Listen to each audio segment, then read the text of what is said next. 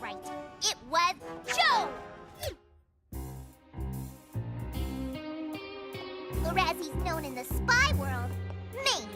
Con Maine.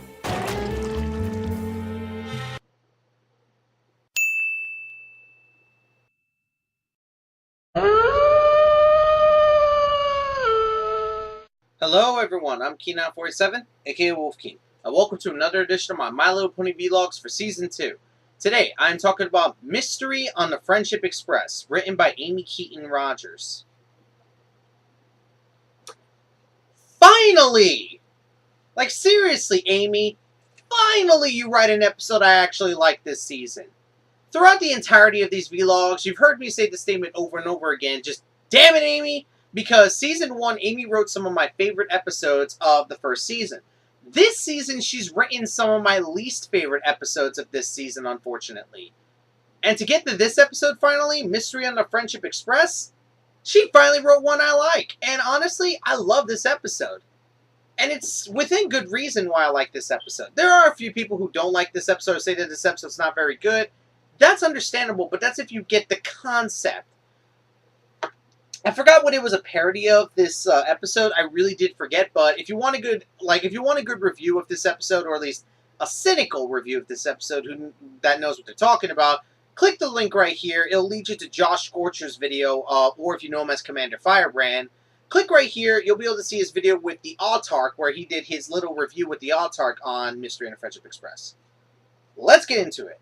The episode starts with basically Pinkie Pie helping the Cakes transport this gigantic cake called the mascarpone meringue madness. There we go. I got it. See, like, just give me a minute, guys. Gotta let this brain jump start. The mascarpone meringue madness. That's what she was trying to transport. She's apparently transporting this cake for a contest that's going to be happening in Canterlot, where some of the most delectable treats all over Equestria are going to be competing against each other. And the Cakes have decided to enter this cake that they've done, like, months of planning and testing on. Though, of course, nothing really exciting happens in the beginning. We get a couple of bad jokes, like with Pinkie Pie saying, this. Rainbow Dash, Fluttershy, a little Pegasus's? Ha! And then, of course, we see, like, Mr. Cake just losing his man card more and more. You know something, A&Y? I don't think I deserve to lose my man card, considering how many times this guy fainted.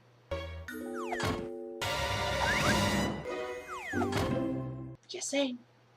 But then we get onto the train, and Pinkie Pie is describing how delectable and delicious this cake is, and to be honest, it makes me want a piece of the cake. Then, of course, we start seeing some of the other contestants, like Gustav, who is a griffin, and he's going to be entering with his eclairs. Then we see Donut Joe, which is supposed to be entering with his Donutopia. And then finally we see Mulia Miles, who is entering with her Chocolate Mousse Mousse.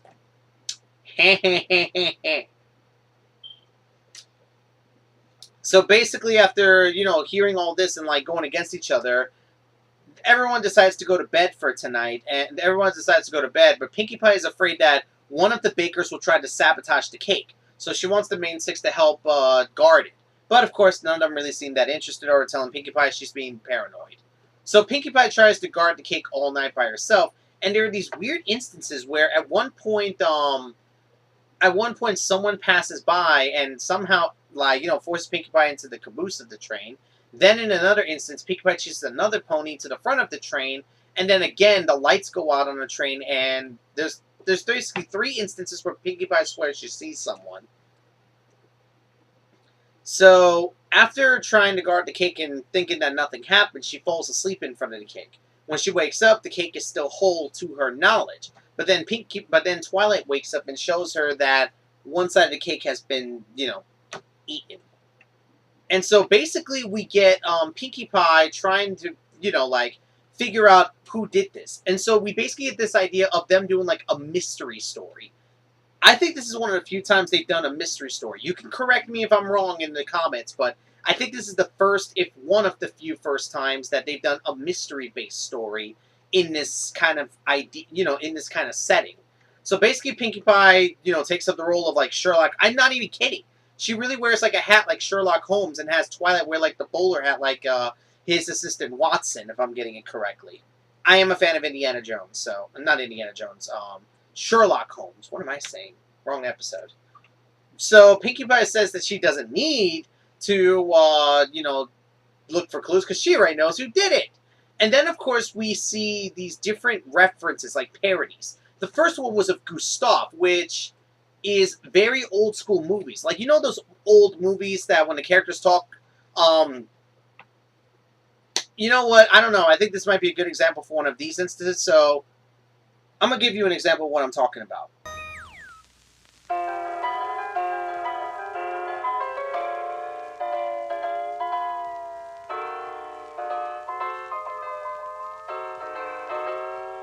So you get an idea of what I'm talking about, what I mean by the parody. They did like an old school parody of that one with Gustav. Then we move on to one of my favorite parodies, which you know the joke at the beginning of the video, where Donut Joe, Pinkie Pie makes him out to be like 007. If you've seen my A Wolf's Word special, things that make you go, you will know that Spies and 007 is one of the things that whenever I see it in any form, I just can't help but have like a great grin on my face. And oh my god, was it funny seeing this parody. And then, of course, they went to the third parody, which reminds me of Kill Bill, where Mulia Miles is almost like this woman from Kill Bill. I don't know, someone can correct me if that's not the parody they were doing, but it really does remind me of Kill Bill. So basically, Twilight tells everyone to go back to their rooms, and Twilight decides to take over investigation, looking for clues, actually being a real detective. So basically what happens is that Twilight does find some clues all around, but we don't really get to see it.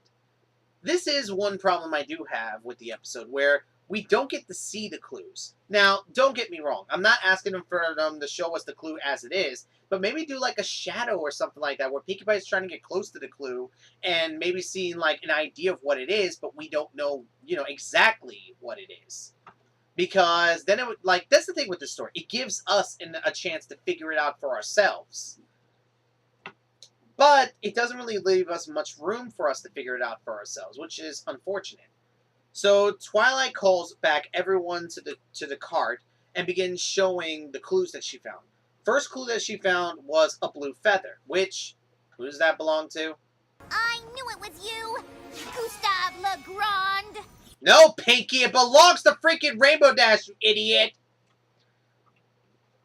So basically what happens is that Twilight talks about that Rainbow Dash was one of them. And then, of course, Pinkie Pie thinks that Rainbow Dash did it, but in reality, she didn't. At least not by herself. Then, of course, she shows the second clue.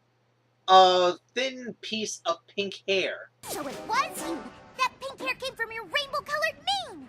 Pinkie, stop it! Does Rainbow have freaking... never mind. So we figure out that it's Fluttershy in this instance, and then finally we see the final part, which was an eyelash. And of course, Twilight makes it out saying, like, have you noticed that Rarity has been wearing her mane a little differently lately? Yeah, I kind of did. Though a lot of people figured it was an animation error or something like that. Nope, it's legitimate. She apparently moved her mane over her eye so she can't show that she has a false eyelash. Of course, she says it like that, like, listen to this line. Fine, I'm guilty! I wear false eyelashes! Oh, and I took a bite of the cake.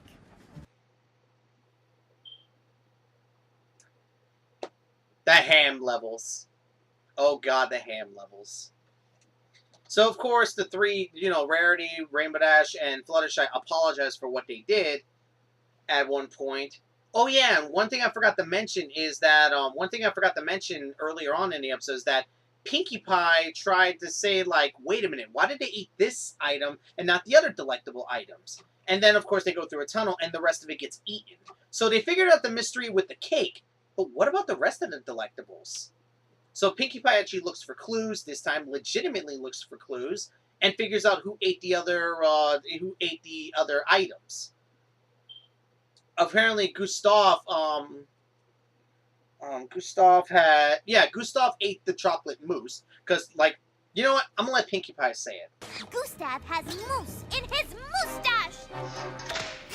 And Joe has eclair in his hair. And Yulia has sprinkles in her wrinkles. Oh, there, good, there. Okay, did not need to see that. Did not need to see that. Did not. No.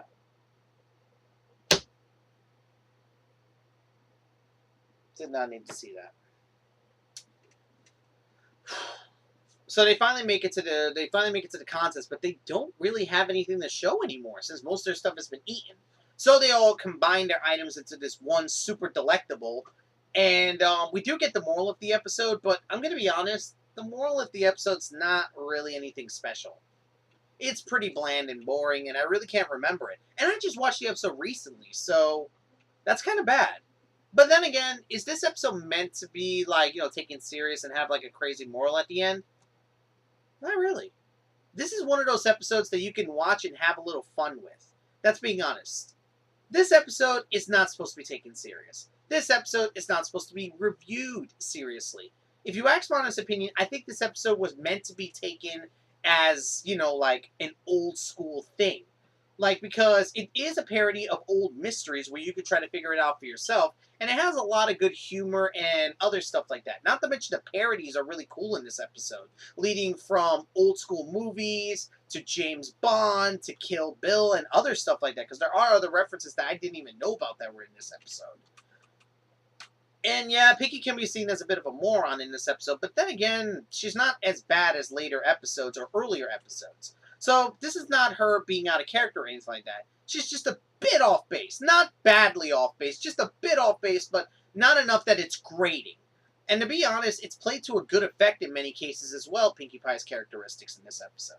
So all in all, this is a fun episode to watch and a fun episode to just have a little fun with. That's the point of this episode. It's supposed to be watched for fun. Alright guys, next time is the big one. Next time is the Season 2 finale, and that's going to be a fun one for me to do. So, until next time, guys, I'm Keen47, aka Wolfkeen. Hope you enjoyed, and until next time, guys, take care.